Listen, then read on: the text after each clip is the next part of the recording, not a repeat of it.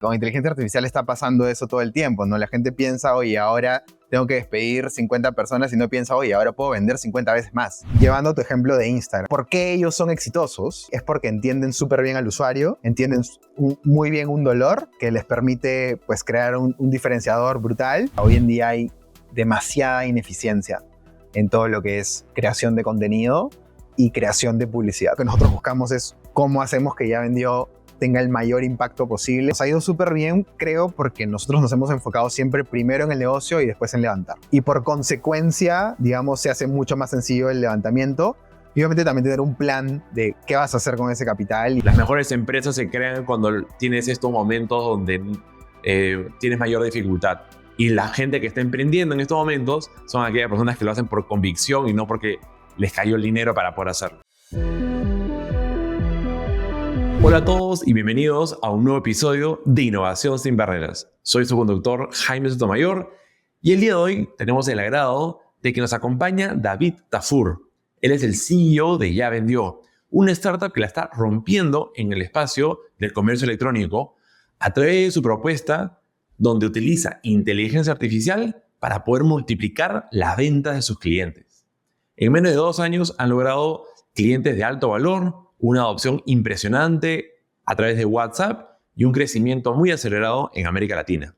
Hoy vamos a descubrir cómo lo han logrado, también los desafíos que enfrentan y finalmente su visión sobre el futuro de la inteligencia artificial en los negocios. Si quieren saber de esto y mucho más, no se pierdan este episodio.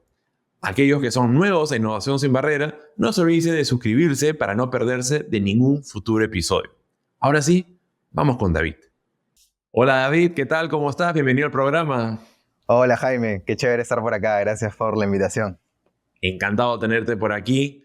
Y antes de meternos en el maravilloso mundo de la inteligencia artificial y las ventas, me encantaría que nos puedas, así en resumen, en esencia, decirnos qué es lo que hace Ya Vendió.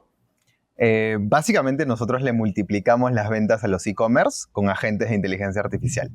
En simple. No voy a explayarme tanto, pero hoy hemos empezado con un vendedor virtual que vende solo por WhatsApp de punta a punta, ¿no? Desde el hola hasta el pago. ¿Y en qué momento tú dijiste, ok, esto no es un mero chatbot, sino que esto realmente puede transformar los negocios en América Latina?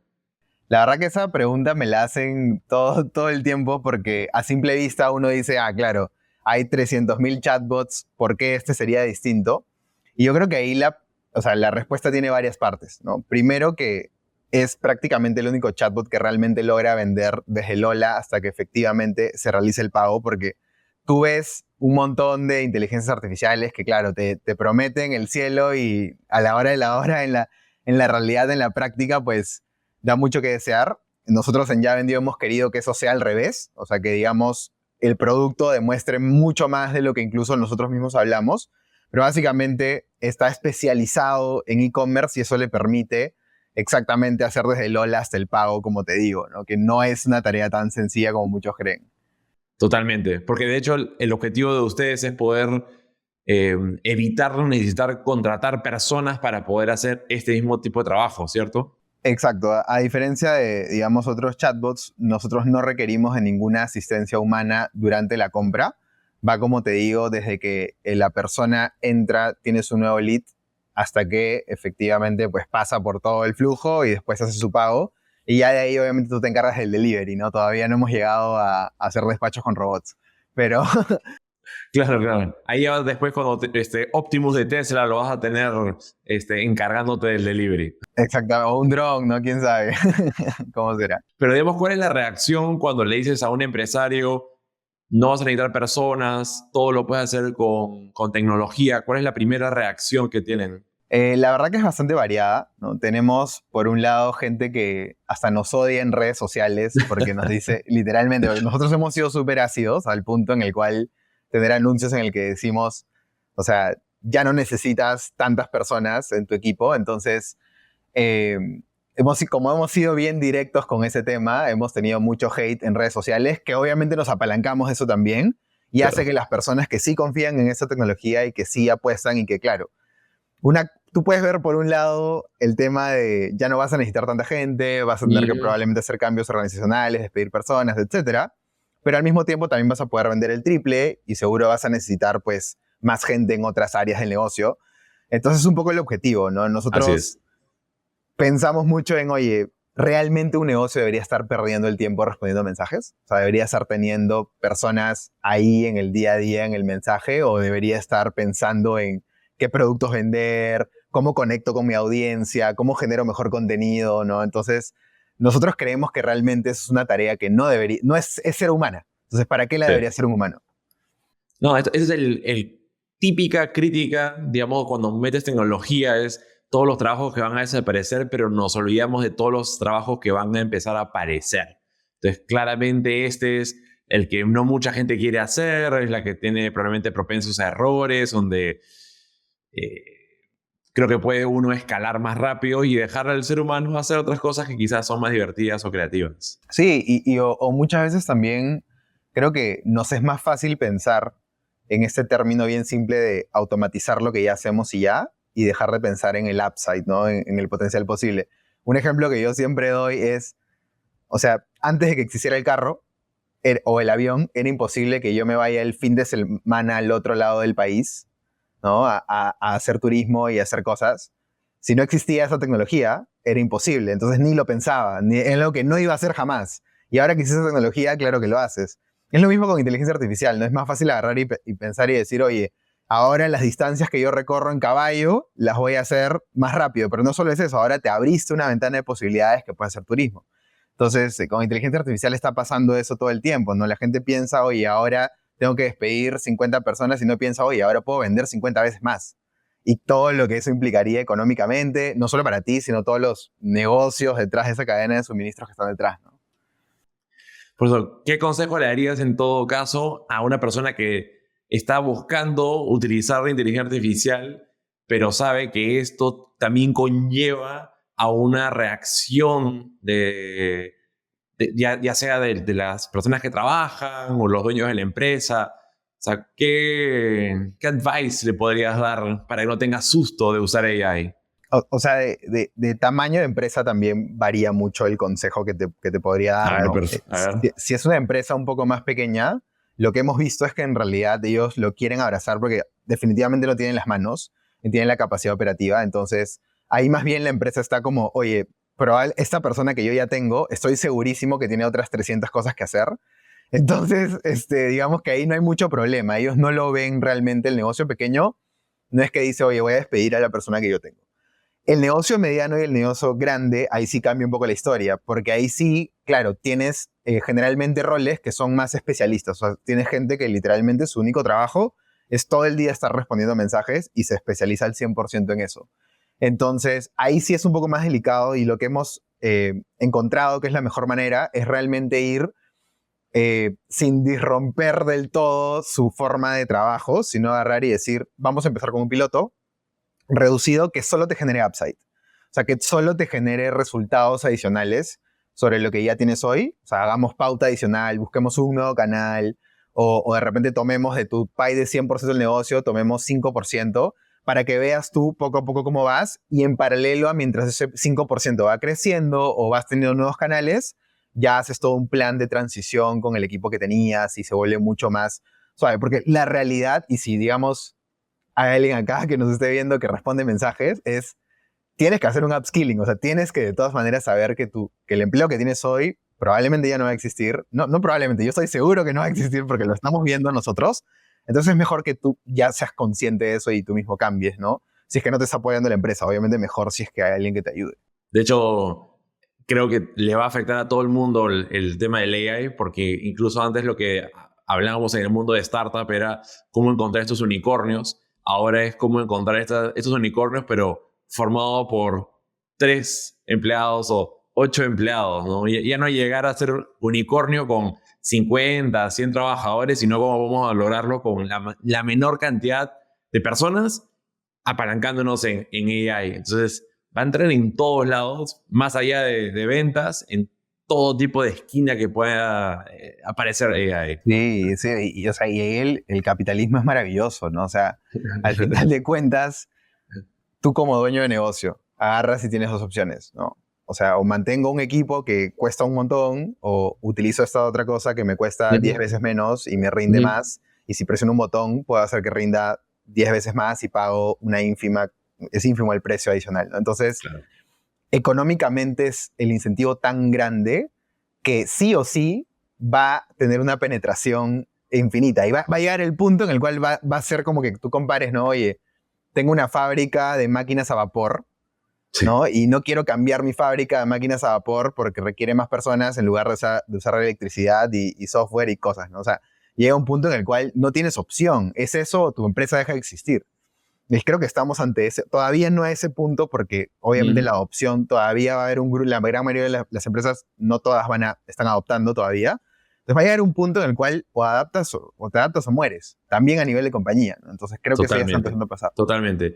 Y eso me lleva a otro espacio donde te he escuchado hablar de que tú más bien disfrutas del caos, ¿no?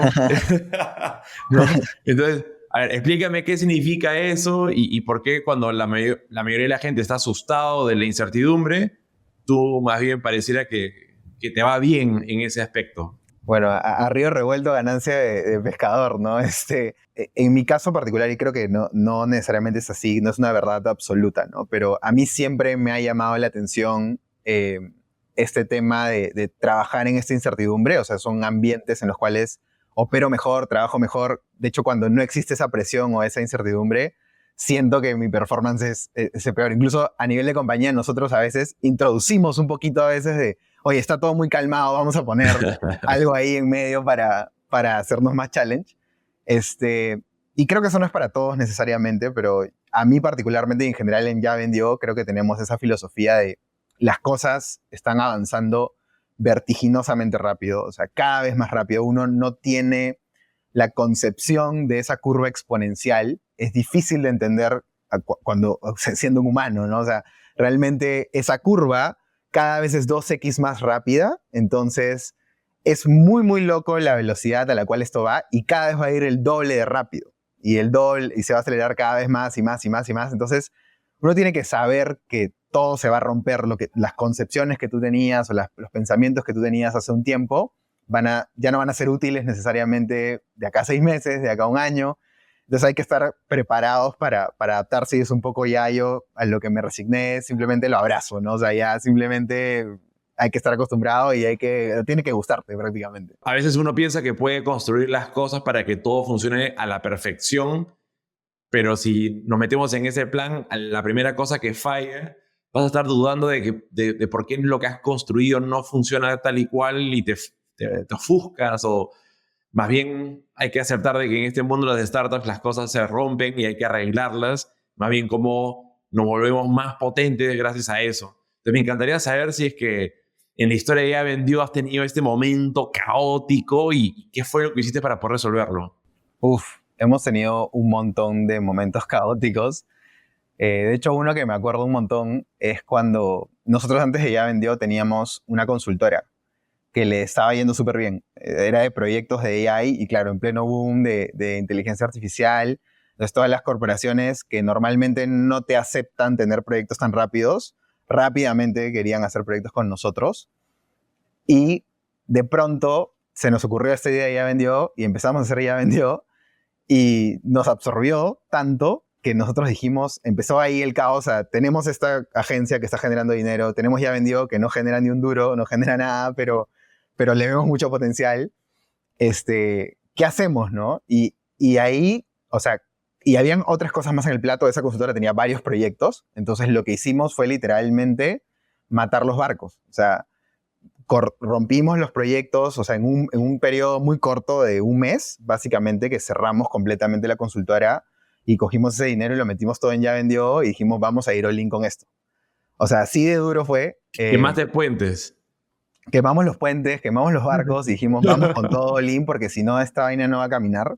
Porque era muy difícil, o sea, al final de cuentas, así tengas equipo, porque en ese momento teníamos un equipo pequeño, ¿no? De 6, 7 personas. Así tengas un equipo pequeñito, si diluyes todo en tantas cosas, al final no te daba foco para que puedas avanzar. Entonces, hicimos eso y desde ahí creo que eso funcionó muy bien. desde ahí nosotros hacemos eso constantemente. O sea, siempre tienes un periodo de tiempo en el cual como que la barriga se va haciendo más grande, agarras y empiezas a probar un montón de cosas, ves qué cosa funciona y después haces all-in o double down en esas cosas que sí te funcionan y de nuevo enfocas, ¿no? Y así constantemente. Y eso es un poco como operamos básicamente nosotros. Siempre tenemos espacio, eso nos permite tener espacio para probar nuevas cosas, pero al mismo tiempo después enfocarte y hacer double down en esas cosas que te funcionaron un montón, ¿no? ¿Dirías que has desarrollado un framework que es replicable o es una manera de simplemente ya cómo tú te has programado a ti mismo? Yo creo que no lo hemos aterrizado necesariamente en un framework a nivel de tener ya cada 3 meses lo vamos a hacer así o cada tanto tiempo, pero uno va teniendo como un feeling de ahorita estoy, o sea, como en momentos, ¿no? Y nosotros lo dividimos quizás como que en tres fases y es difícil a veces dentro de una misma compañía tener las 3 fases al mismo tiempo. Entonces las intentas dividir, que es experimentas un montón, ya, experimentas un montón, de ahí cortas, que yo le llamo trim, que es como vas cortando y vas disgregando algunas de las cosas, vas sacando, digamos, toda la grasa de las cosas que no te están funcionando y estás en performing. O sea, ya después te quedas un buen tiempo, tienes que darte un buen tiempo en startup, es 3, 4 meses en las cuales, ok, no vas a mover muchas cosas y estás modo ejecución de esas cosas que te funcionaron. Llega un punto en el cual tu crecimiento de repente ya empieza a ser flat o a ser no tan acelerado como quieres. De nuevo tienes que poner a experimentar o antes de que se ponga a crecer con todo. Y después de todos esos experimentos, nuevamente tendrás que cortar y de ahí nuevamente y así, ¿no? Y uno va teniendo el feeling de en qué etapa estoy. A veces no es fácil saber si estoy en experimentar, en performing o en qué. Entonces ya uno va agarrando el hilo a eso. Claro. Ahora, al igual como, no sé, un piloto de Fórmula 1 o un piloto de avión entrena y practica posibles escenarios como para tomar decisiones rápidas, ¿eso también se puede aplicar en el mundo de las startups o es demasiado complejo?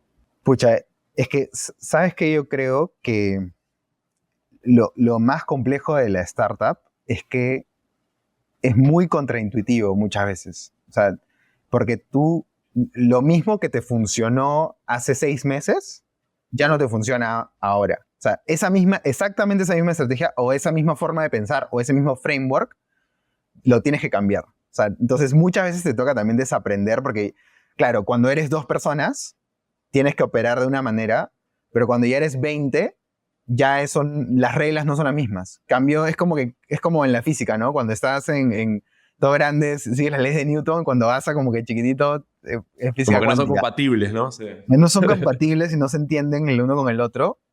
Y lo mismo pasa en startup. O sea, cada cierto tiempo tu startup va creciendo o hay un bache o algo así y las reglas ya no aplican. O incluso hay un cambio externo, ¿no? Y las reglas que tú habías seguido ya no aplican. Por ejemplo, las reglas de fundraising, ¿no? O sea, la clásica, el antiguo es levanta la mayor cantidad posible. Luego es como que no, levanta lo suficiente, ¿no? Y va cambiando y vamos escuchando muchas versiones. Es difícil a veces tomar estas decisiones porque hay múltiples.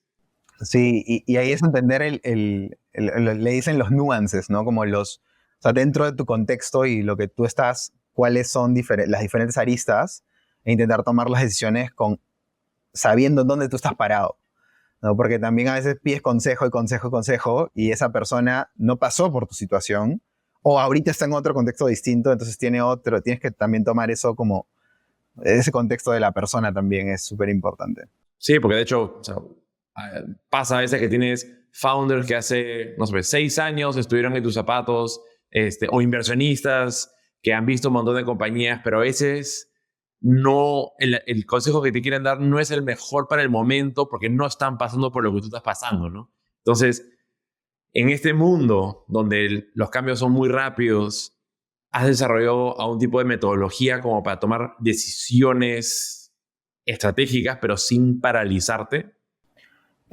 O sea, yo creo que son, como te digo, el conjunto de varias herramientas y de entendimiento de uno mismo y de su compañía en el momento. O sea, nosotros utilizamos muchísimas cosas. O sea, sí tenemos ciertas como metodología que nosotros mismos hemos adoptado, ¿no? Tenemos como que reuniones que son todas las semanas, leadership, tenemos También como que cada 2-3 meses revisamos como que, ok, estratégicamente imagínate 2-3 meses en una startup, ¿no? Pero estratégicamente dónde estás, y ahí la revisión de roadmap nosotros la hacemos una vez por mes mínimo, ¿no? Y muchas veces es más veces. Entonces, tú vas teniendo tus herramientas que son movibles y que vas cambiando con el tiempo. Y aparte de eso, algo que a mí me sirve ya muy específico es seguir una especie de regla de cuál es mi mayor constraint en este momento específico. O sea, ¿cuál es el cuello de botella que yo estoy Claro, ¿cuál es tu teniendo restricción hoy? más brava? Exacto, la máxima, la que, digamos, por ejemplo, ¿no? En ventas nos dimos cuenta, ¿no? Estábamos en ventas que en realidad nuestro restraint, contra muchos pueden creer, no era la conversión, no era la cantidad de leads tampoco, era la cantidad de gente que se sentaba en la llamada. Ese era el limitante. O sea, es decir, yo tenía un montón de leads, la gente llegaba, los calificaba, y de ahí la gente no iba a la reunión o no llegaba a agendar su reunión. Pero yo tenía esos leads. Entonces, cuando llegaban a la reunión, sí me compraban. Y me compraban un ratio alucinantemente bueno. Mi limitante era literalmente que vayan a la reunión. Entonces, desglosar a ese mínimo punto y tú dices, ok, si yo resuelvo esta vaina, mi negocio va a crecer 2x de lo que vengo creciendo, porque literalmente se va a cumplir todo el resto del funnel. Y así como esos hay en diferentes áreas también como diferentes cuellos de botella, ¿no? Buenísimo. Ahora, mencionaste la parte de, digamos, este momento donde tuviste que, digamos, quemar los barcos y todo para ya meterle full, allá vendió, y ya haciéndolo, ya vendió un tiempo, y hablando de las decisiones, ¿cuál considerarías que ha sido tu decisión más difícil que has tenido que tomar?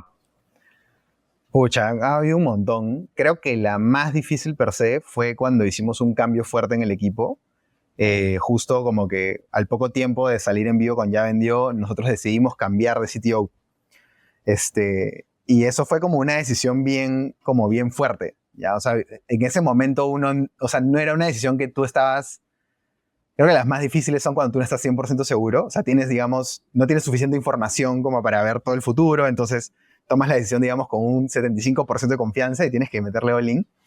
Y es suficiente, ¿no? Y tiene que ser suficiente. Entonces, creo que esa fue de las decisiones más difíciles que me ha tocado, o sea, tener que cambiar de equipo y también no solo a esa persona, sino en general reorganización de equipo de cómo pensamos y cómo operamos en base ni siquiera a performance de alguien, sino a cómo culturalmente es esa persona.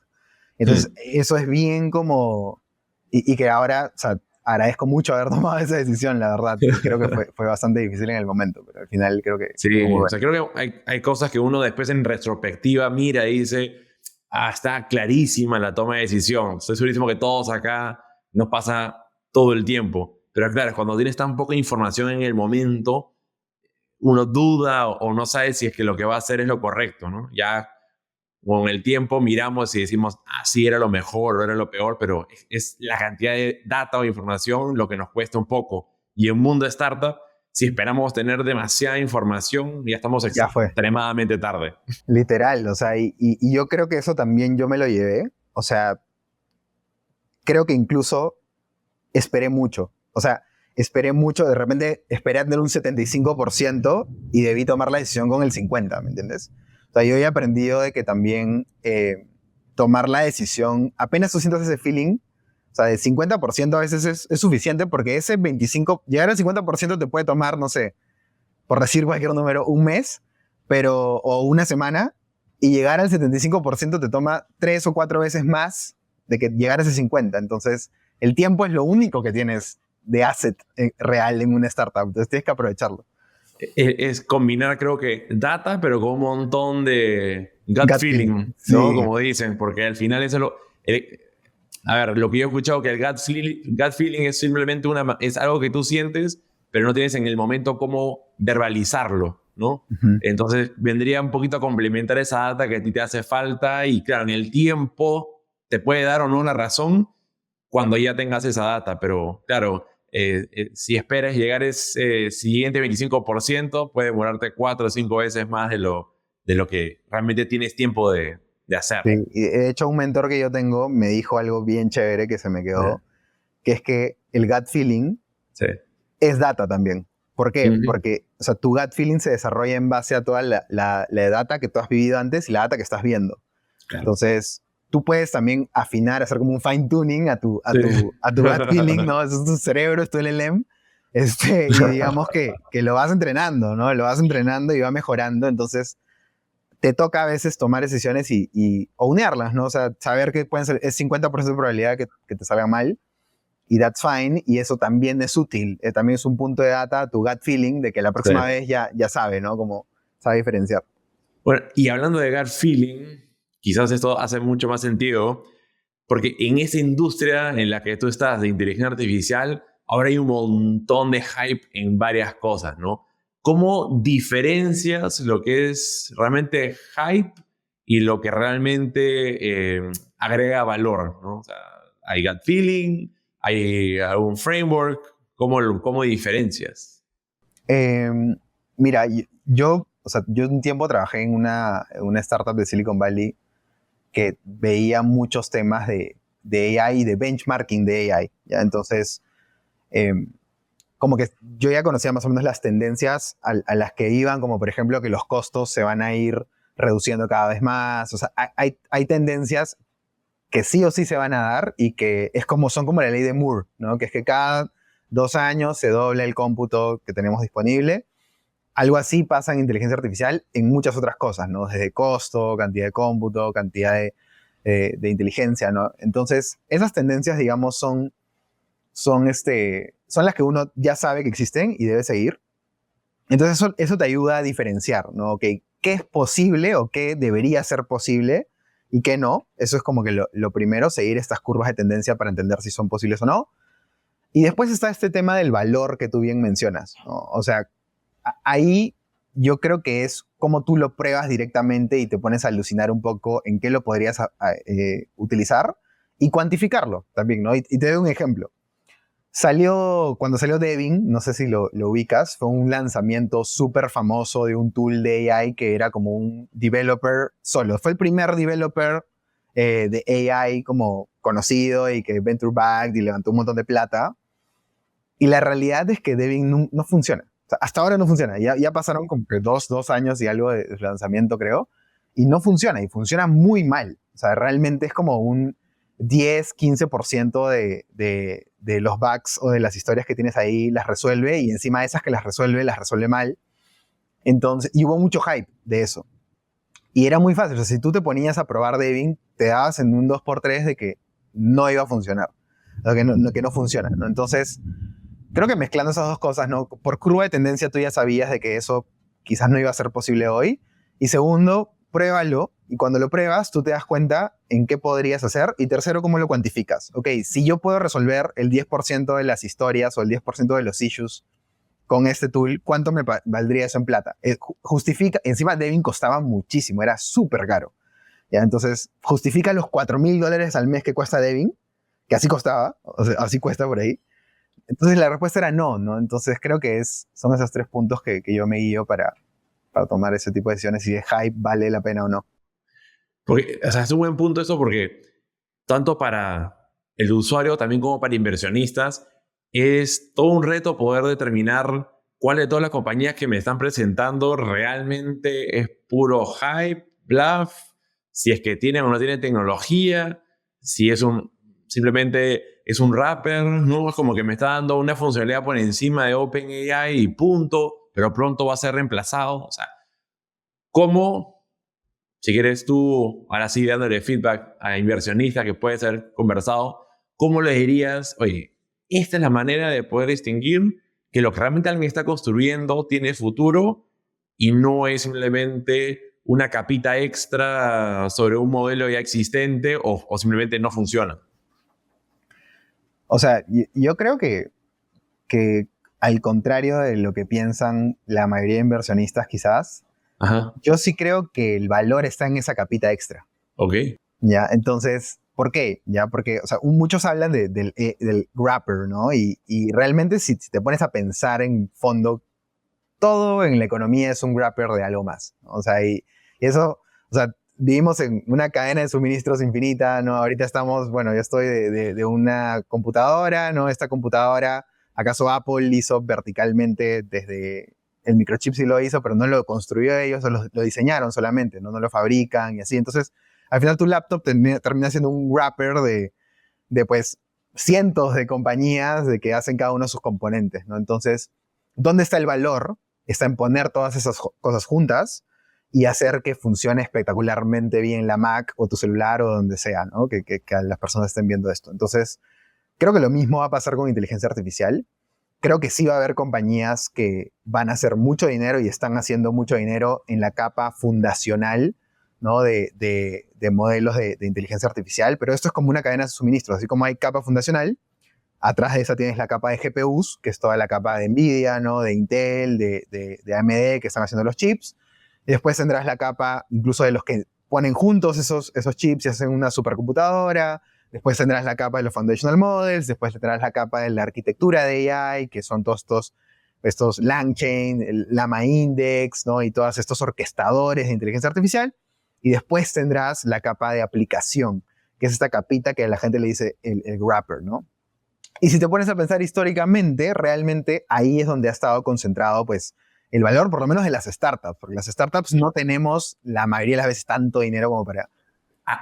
La parte que creo que le preocupa a la mayoría de los inversionistas es qué tan replicable o qué fácil te pueden desplazar en esa capa, porque tú mismo lo has mencionado, o sea, en la capa más bajas probablemente encuentres menos jugadores porque es muy intensivo en capital, en conocimiento, muy, muy competitivo. O sea, no veo pues que, por ejemplo, en Perú o América Latina vayamos a competir con Nvidia, ¿no? Como que vamos subiendo ciertas capas y sí, podemos llegar a eso.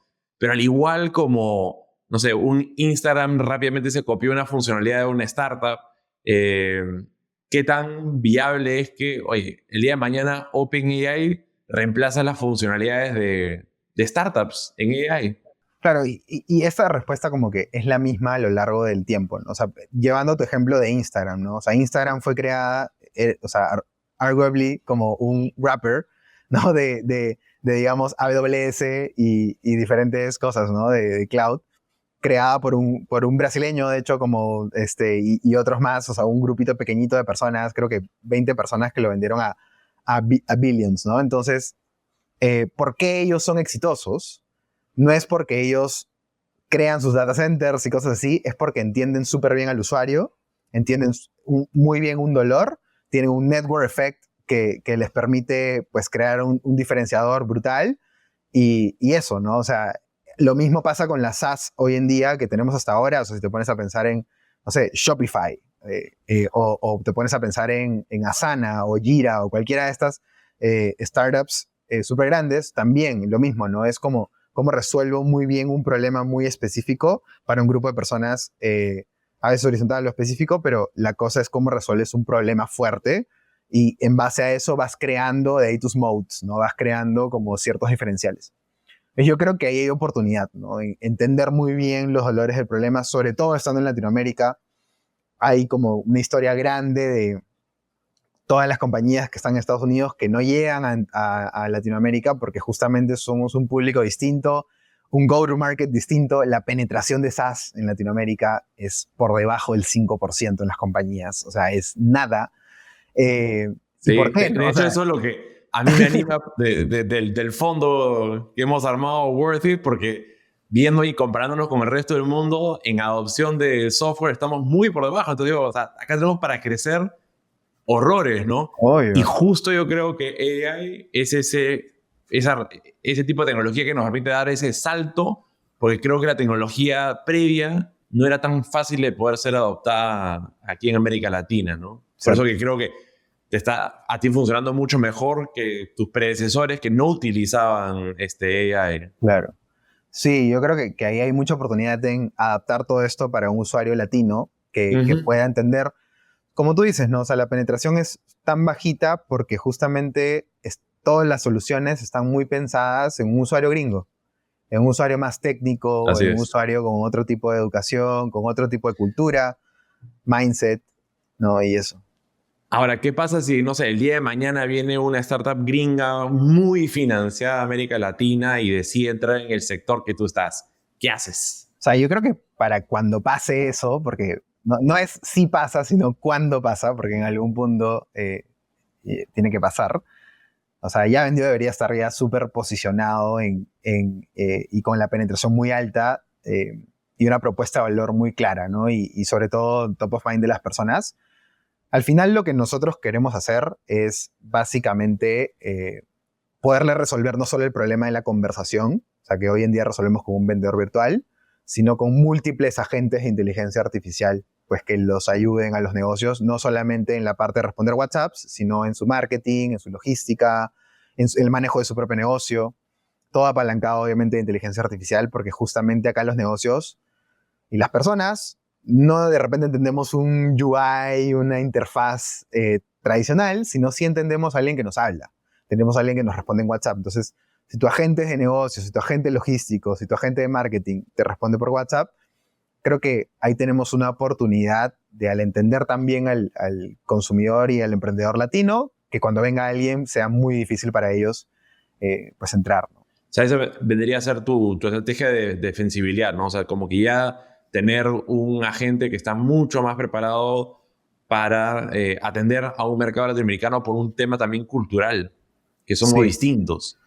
sí, 100% cultural. Y el otro punto es cómo yo le resuelvo múltiples necesidades, ¿no? Entonces, cómo eso se llama una estrategia de verticalización. Entonces, cómo yo escojo solamente el grupo de e-commerce en lugar de escoger, pues, el que vende e-commerce, el que vende carros y el que vende edificios. Solamente escojo e-commerce y me enfoco en resolverle diferentes problemas, ¿no? O sea, no solamente es un tema de geografía, sino también del tipo de industria en la que quieres resolver el pain. Exactamente, y el tipo de persona al cual se lo resuelvo. Sí. ¿Y cómo hace para, digamos, lograr ese nivel de personalización? Porque me suena como que es súper complicado. Vamos a perfilar el bot para Brasil en una venta de un tema automotriz con México, venta de electrónicos. Claro, o sea, por ahí empezar de que justo ahí, y de nuevo, me da risa porque empezamos un poco a hablar de lo del comienzo, ¿no? Cómo nosotros Sí. fuimos cortando también. Por ejemplo, si hoy en día viene una automotriz allá vendió, la respuesta es, yo no trabajo con automotrices.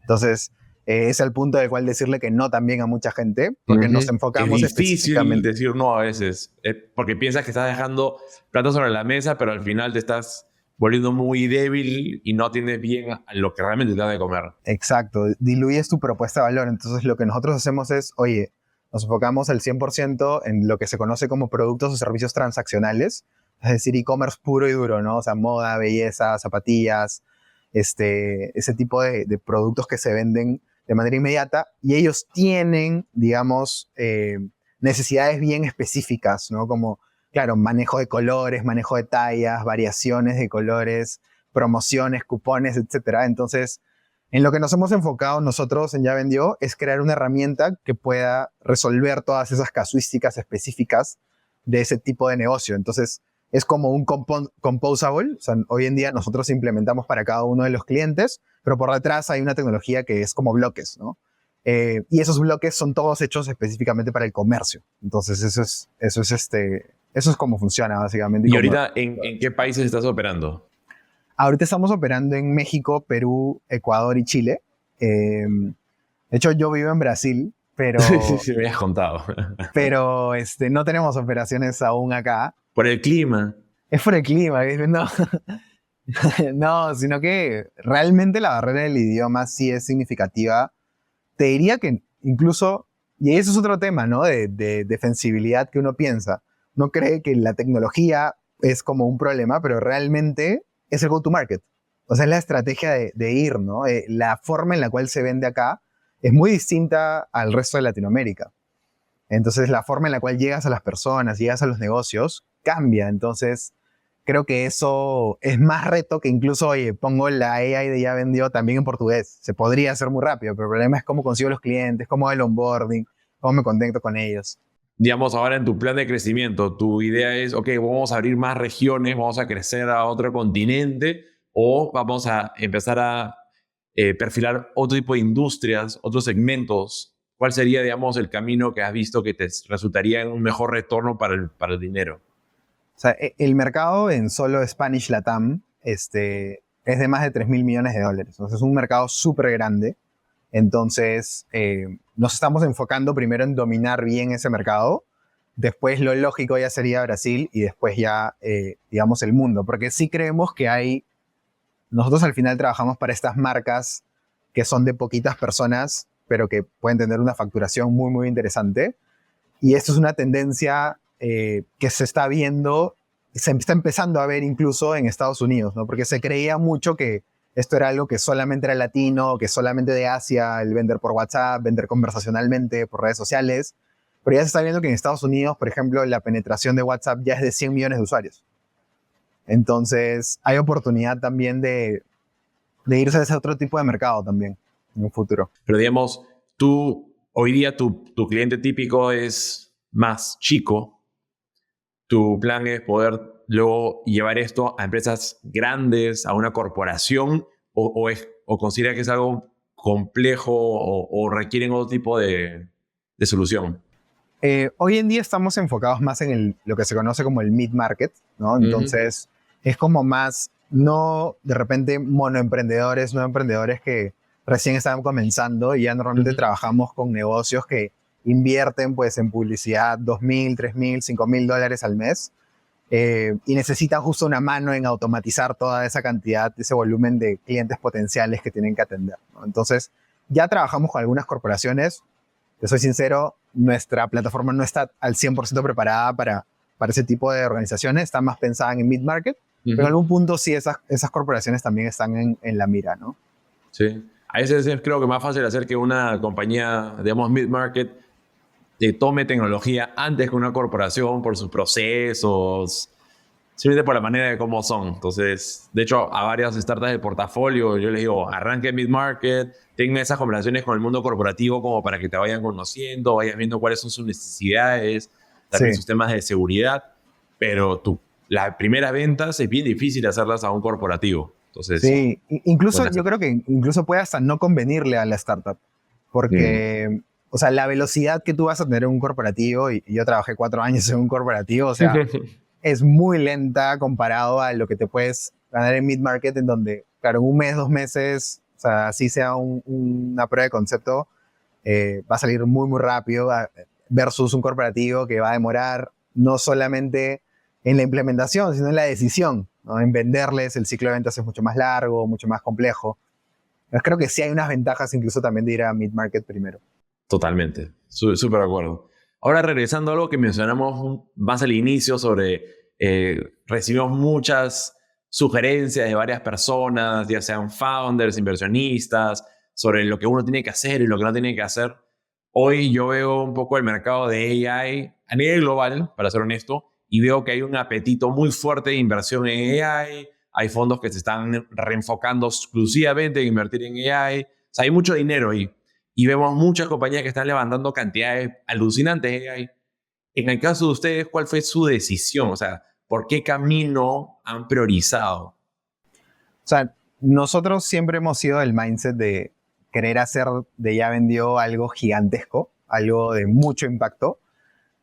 Y ahí whatever it takes, ¿no? Como bien dicen, o sea, lo que sea necesario. Entonces, eso te termina llevando naturalmente por un camino más de VC, porque nosotros no somos de familias de multimillonarios. Entonces, te lleva por un camino de venture capital en donde tienes que levantar capital y hacerlo hacerlo lo más rápido posible para capitalizar el mercado, construir tus moats y bueno, ya te sabes lo demás. Entonces, al final sí nos vamos al 100% por el capital de levantar capital de riesgo, pero nosotros siempre hemos tomado un mindset de cómo hago una compañía que le sea muy fácil levantar dinero porque es un buen negocio también y genera mucha plata. Entonces, creo que en las rondas que hemos levantado y todo lo que hemos levantado hasta ahora ha sido con esa filosofía y se ha cerrado bastante rápido también por eso mismo, ¿no? Y esperamos seguir con eso de, oye, traer súper buenos resultados y ya básicamente llegar a los levantamientos pues con casi una certeza que lo vas a levantar porque el negocio viene súper bien, ¿no? ¿Y cómo te digo con las rondas? O sea, tengo entendido que justo estás cerrando, ya cerraste una ronda pre-seed. Sí, la verdad, como te decía, nos ha ido bastante bien. Seguro por ahí ya hemos lanzado el anuncio para cuando hayan lanzado este podcast. Eh, y en realidad, como te digo, nos ha ido súper bien, creo, porque nosotros nos hemos enfocado siempre primero en el negocio y después en levantar, ¿no? Entonces, en tener unit economics sólidos, tener siempre tracción, tener buen crecimiento, tener clientes felices. eh, y por consecuencia, digamos, se hace mucho más sencillo el levantamiento. Y obviamente también tener un plan de qué vas a hacer con ese capital y para qué es, ¿no? Y como te digo, al final lo que nosotros buscamos es cómo hacemos que Ya Vendió tenga el mayor impacto posible y sea lo más grande posible. Y creo que ese es el camino para hacerlo más que vender hype. Y ahora cuando estás reunido con un montón de inversionistas, ¿cuál ha sido un poquito el feeling o feedback de muchos de ellos sobre la cantidad de capital que estabas pidiendo y también tu estrategia, ¿no? Era, digamos, te lo han criticado por no es suficiente capital o más bien demasiado, porque creo que hay de todo, pero me encantaría saber cómo ha sido tu experiencia en este proceso. Como tú bien dices, hay de todo. O sea, he tenido comentarios de todos los tipos, desde están levantando muy poco o están levantando mucho. Y al final yo creo que tú sabes lo que es correcto para tu negocio. Vale la pena escuchar, pero al final, o sea, haz tu plan financiero, ponte tu holgura y sabes que van a ocurrir cosas en el camino, así que levanta eso, ¿no? Y digamos, no te dejes tampoco influenciar y llevar necesariamente por lo que te están diciendo todo el tiempo. Obviamente escucha el mercado, ¿no? Ahorita, y de lo que yo sé, estamos en un mercado un poco complejo, un poco difícil, sobre todo en Latinoamérica, donde no hay tanto capital. Entonces también obviamente no hemos sido tontos y hemos podido como que capturar un capital suficiente como para poder hacer todos los planes que tenemos, ¿no? Totalmente. Entonces, Sí, de hecho, es un momento más retador que años anteriores donde había más capital y también porque las tasas en la FED era básicamente free money, ¿no? Entonces había más liquidez. Yo creo que las mejores empresas se crean cuando tienes estos momentos donde tienes mayor dificultad. Y la gente que está emprendiendo en estos momentos son aquellas personas que lo hacen por convicción y no porque les cayó el dinero para poder hacerlo. O sea que vamos ahí hacia adelante. Ahora, me encantaría escuchar tu visión más hacia futuro, ¿no? Imaginémonos acá a 10 años. ¿Cómo ves los equipos de las empresas en cuanto a su fuerza comercial? ¿Será 100% máquinas, ¿no? Bots, AI? ¿Serán AI hablando con otros AI? O sea, ¿cuál es tu visión? Sé que 10 años es un montón, y si quieres 5. o sea, si quieres te voy a hablar de mi industria específico porque hablar de como general las empresas en total es muy difícil. La primero que no veo empresa que no esté usando AI. O sea, creo que el 100% de empresas va a estar usándola.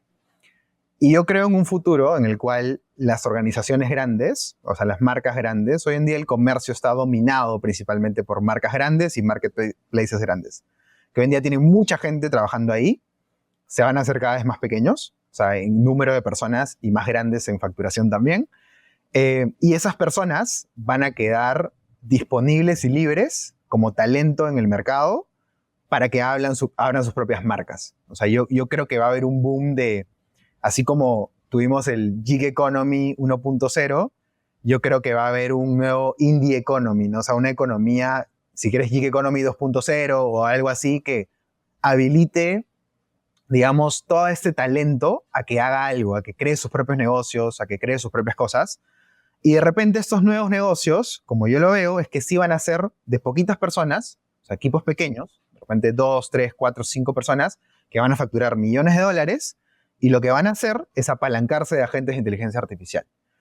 ¿Y en qué se van a concentrar estas 4 o 5 personas? En algo que no es reemplazable, que es conectar con su audiencia y conectar con sus clientes en redes sociales. Entonces, así es como yo veo el futuro de nuestra industria, que ya no va a estar dominada necesariamente por estos super big players, va a ser un montón de indie brands que facturan millones de dólares, mucho más localizadas y de equipos mucho más pequeños, apalancadas de AI. Obviamente que la visión de Ya Vendió es justamente que esos agentes que usen las marcas de moda, de ropa, de calzado, sean Ya Vendió, ¿no? Entonces eso es un poco a lo que apuntamos. Totalmente, totalmente. Yo también creo que, y no es algo, digamos, que dirían, es algo nuevo, sino yo creo que es Es un patrón que vemos quizás visto en otras industrias, o sea, la llegada del software o del móvil, ¿no? El celular habilitó una serie de nuevos modelos de negocio donde ahora en vez de yo trabajar en una gran empresa de videojuegos, por ejemplo, puedo hacer un pequeño juego para la tienda de Apple entre 6 personas, en vez de tener que trabajar en una gran empresa como Blizzard donde hay miles y poder, no, obviamente no facturar lo mismo que un Blizzard, pero sí poder sacar algo donde yo me siento más contento, donde yo puedo ganar hasta más. Lo mismo yo creo que va a pasar con este espacio que tú dices, porque no lo han podido hacer antes por lo costoso, difícil, complicado que es. Sí, y hoy en día pasa, ¿no? O sea, hoy en día existe este mundo que te digo, pero las marcas son mucho más pequeñas, o sea, y se limitan justamente porque claro, o sea, si tú quieres escalar esto a 10 veces lo que tienen hoy, necesitarían 10 veces de personas para que respondan, necesitarían pues 10 veces la logística, necesitarían 10 veces el marketing y no pueden con todo eso, no tienen las capacidades de manos, pero tampoco técnicas. Entonces, digamos que ahí es donde está el reto interesante, digamos, el problema interesante. Tú te has enfocado ahorita en el tema de venta, pero has mencionado que todavía no has entrado a otros aspectos del negocio. Si es que tú le estás ayudando a triplicar, cuadruplicar la venta, eso te conlleva el siguiente good problem to have, que es, oye, ahora cómo reparto esa cantidad de productos. Y luego el siguiente es, oye, ¿cómo fabrico esa cantidad o diseño esa cantidad de productos? Entonces, ¿se van a meter a ese espacio o eso ya será otra startup que tiene que cubrir eso porque es muy distinto? A ciertos puntos que nosotros vemos oportunidad al 100% y ciertos puntos que no. O sea, creo que en fabricación no creo que entremos, por lo menos en el mediano, incluso en el largo plazo no lo veo. Pero sí en los lados de marketing es lo que nos interesa mucho. O sea, hoy en día hay demasiada ineficiencia en todo lo que es creación de contenido y creación de publicidad. O sea, la cantidad de ineficiencia que existe ahí es absurdamente grande. Y después está toda la parte del management. O sea, creo que ahí los negocios pequeños no administran su negocio. O sea, Sí. no entienden, no saben las métricas, no saben por qué son importantes, no accionan sobre estas métricas, por lo tanto. Y es porque hay una falta de tecnicidad y hay una falta de información, es difícil traquear. ¿Cómo haces para traquear 300 ventas en WhatsApp? Que te las produjo 15.000 conversaciones.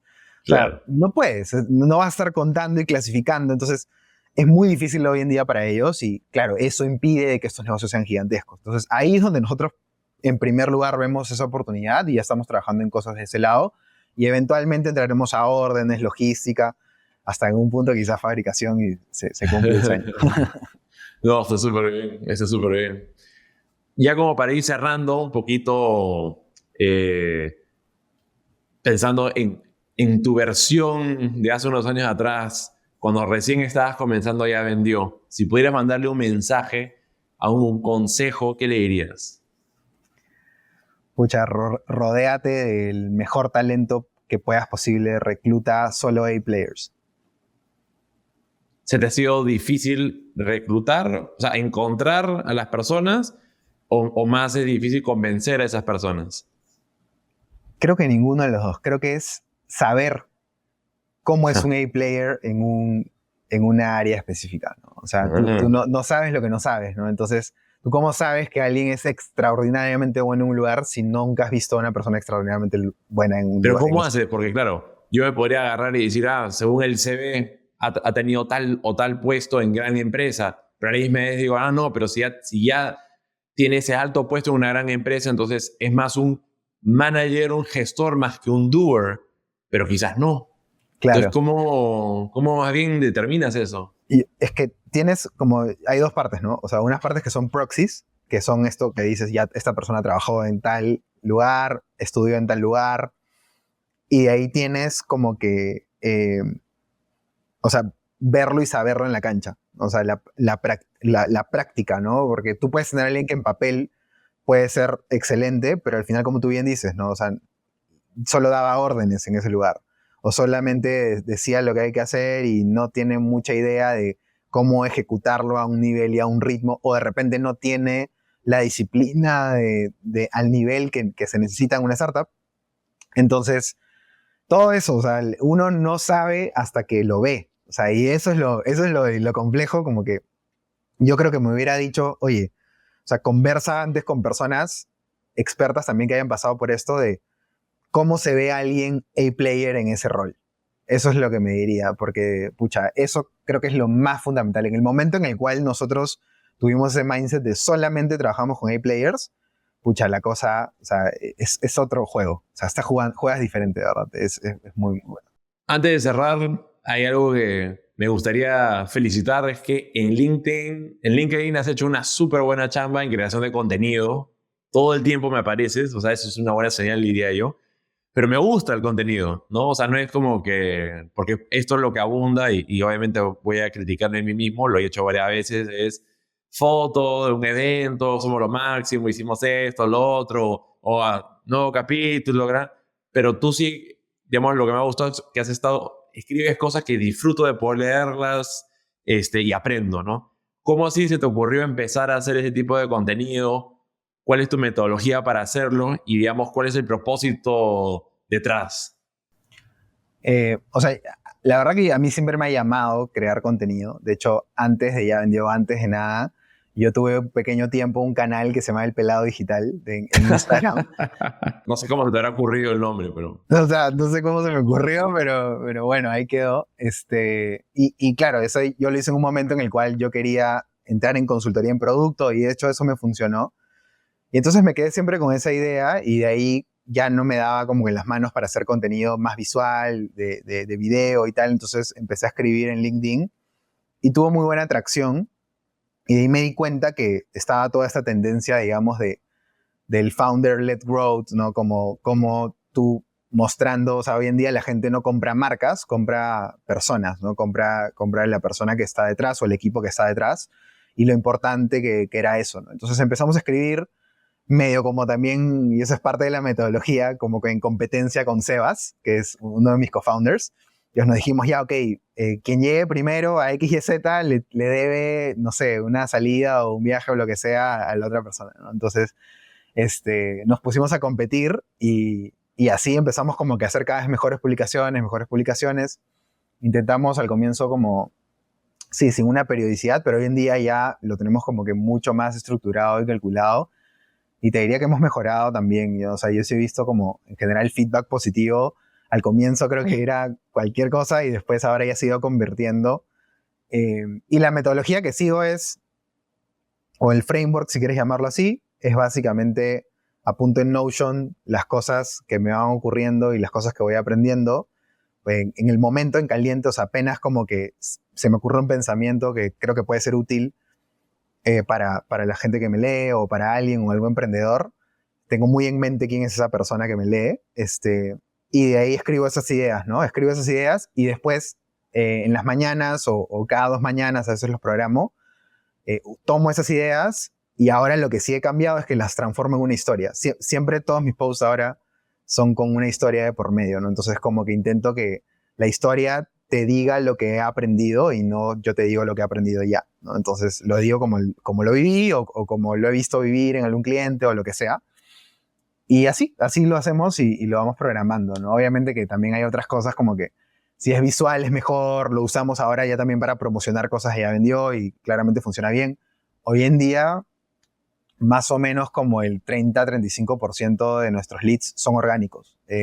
No necesariamente por LinkedIn, todo, porque ya hacemos trabajo también de redes sociales del mismo ya vendió, diferentes cosas, pero créeme que, o sea, en muchas de las reuniones, tanto con clientes como con inversionistas, como con lo que sea, sale el tema de, oye, qué chévere tus posts en LinkedIn. Entonces, por lo menos algún punto ahí vas Sí, introduciendo en la cabeza, de repente eso no te genera el lead directo, pero hay un tema de awareness que creo que es difícil de medir también, totalmente. exactamente, ¿no? Pero sí. Igual que este podcast, ¿no? O sea, sé que tiene algún tipo digamos, de ayuda más allá de visualizaciones, de cargas, Ujú. ¿no? Donde salen a una conversación, sí, que te vi conversando con tal persona, ahora haces a eso, al otro. O sea, hay cosas que no podemos poder medirlas, pero sabemos que nos está apoyando de una manera. Y 100%. ahora, y con esto cerrar, pero siendo una persona que está metido en el espacio de AI, esa creación de contenido, ¿te apalancas en algo con AI ¿O es la parte donde has dicho, aquí no entra la inteligencia artificial? De todas maneras, uso AI. Lo que he aprendido es no en las ideas base. O sea, definitivamente no en las ideas base. Entonces, yo tomo la idea base y de ahí escribo como que en modo, yo le llamo modo pachotada, o sea, modo así como lo que sea, claro, así, claro. y lo que, o sea, como sí, todo lo que tengas en tu cabeza lo escribes. Entonces, eso se lo escribo a Claude, ya tengo mi Claude entrenado con la estructura de mis posts, pero todas las ideas y, digamos, el blurb de lo que quiero y la estructura, yo lo pongo ahí. Y ya Claude me lo corrige, y de hecho yo sí, a propósito, en Claude lo he humanizado un poco, como que no me gusta que... ¿Y utilizas Claude en particular sobre ChatGPT por algún motivo o te acostumbraste a uno? No, lo que pasa es que, o sea, de hecho probé los dos, o sea, probé en ChatGPT con el proyecto y, digamos, copiando, o sea, hice la misma metodología, los dos los entrené, pero Claude me trae posts que me gustan más a mí, o sea, que siento que me representan más como yo hablo, como yo soy, o como si yo lo hubiera hecho, como que tal vez me ahorro esa parte de estructuración más, que de repente me tomaría una hora completa o media hora, acá lo hacen minutos, ¿no? Y solamente hago ciertas correcciones. Y cada vez que sale un nuevo modelo, nueva versión, por ejemplo, pronto sale ChatGPT 5, vas a ver, ok, ahora vamos a probar con a ver si sale mejor. 100%, siempre pruebo y siempre estoy como que ahí, pero sí es verdad que sí siento que hay cierta, no sé si sesgo, ya uno se acostumbra o que ya tiene sus proyectos ahí, como que es difícil salirte, pero por ejemplo con Claude yo entro más porque siento que está más hecho para negocios, ¿sabes? O sea, está más funciona mejor para temas tipo de product management, de, no sé, investors updates o como que finanzas o análisis de cosas. Siento que Claude funciona mucho mejor que incluso los últimos modelos de GPT. Y no sé si es un bias, como te digo, o que ya mis proyectos... Bueno, han hecho un buen trabajo, creo que estas herramientas de retener a la gente, y es como que como ya tiene la memoria de los que has venido hablando y la interfaz, te vas acostumbrando. Puede ser que también... Igual es raro porque yo tengo los dos, o sea, pago por los dos, y ChatGPT lo uso para otras cosas. Pero Claude me funciona... ¿Como por ejemplo para qué? Para cosas más del día a día, tipo ahorita mi bebé tiene recién 2 meses, entonces como que quiero saber, oye, cómo es la semana tal y qué debería esperar o qué debería pasar. Y uso ChatGPT para eso, por ejemplo, ¿no? Entonces, o quiero cocinar algo, o quiero le tomo una foto, y siento que para cosas cotidianas me hace más sentido. No sé por qué. Eso también es otra cosa que de repente no es lógica, pero simplemente funciona así. Me parece súper interesante. Bueno, David, ha estado súper buena la conversación. ¿Dónde puede encontrarte a la gente si quiere conversar más contigo, si quiere saber más sobre Ya Vendió? ¿Cuál es la mejor manera de contactarlos? Sobre Ya Vendió, en todas las redes y en web, como Ya Vendió, yavendió.com, y yo como David Tafur Vázquez en LinkedIn, o en Instagram, Pelado Digital, sigue el nombre ahí. Entonces, nada, ahí nos podemos ver. Ahí también los pongo en las notas del episodio para que sea más fácil para ustedes poder encontrarlo. Y David, nuevamente, mil gracias por tu tiempo. Ha estado súper buena la conversación y éxitos con todo lo que están haciendo desde Ya Vendió. No, mil gracias, Jaime, por la invitación, y súper chévere el podcast, que sigan y hayan muchísimos episodios más. Así será. Y muchas gracias a todos ustedes por escucharnos o vernos, dependiendo de la plataforma en la que están. Los esperamos para un futuro episodio. Hasta luego.